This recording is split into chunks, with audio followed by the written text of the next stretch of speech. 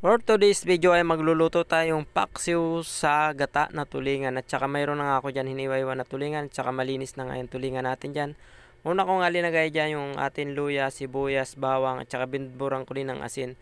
So sinabayan ko na rin ng ginisa mix kasi masarap yung ginisa mix kasi hindi masyado siya. Kahit napaparami mong lagay hindi masyado umaalat siya. At saka linagyan ko na rin ng yung suka po natin, yung sanyog na suka. Kaya ganun yung kulay niya. At saka linagyan ko ng paminta na dinikdik yun. At saka siyempre linagyan ko din ng tubig dyan, ng konting tubig. At saka tinakpan ko nga yan dyan kasi ating papakuloy yan para lumambot yung ating isda.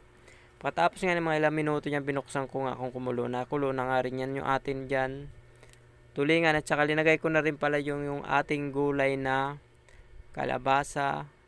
Tsaka may kunting kalabasa, kunting asitaw din pala akong hinalo dyan kasi masarap talaga sa gata yung may mga gulay tayong hinahalo sa isda natin. Pagkatapos nga niya, linagay ko naman yung yung pangalawang gata pala yan. Kasi yung papalambot ko muna sa ating mga gulay.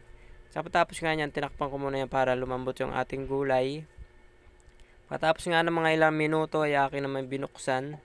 Kung kulo na yan. Pagkatapos nga niyan, akatin muna yan, papatuyuin dyan kasi para lumambot yung ating gulay dyan.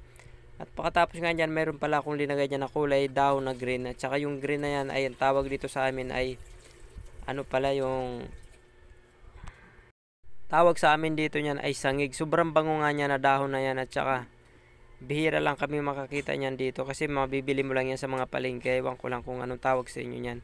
Kasi sobrang bango na nga talaga niyan pag inahalo yan sa mga linuluto ng mga gata. Kahit sa sabaw pwede rin yan, mabango yung sabaw niyan.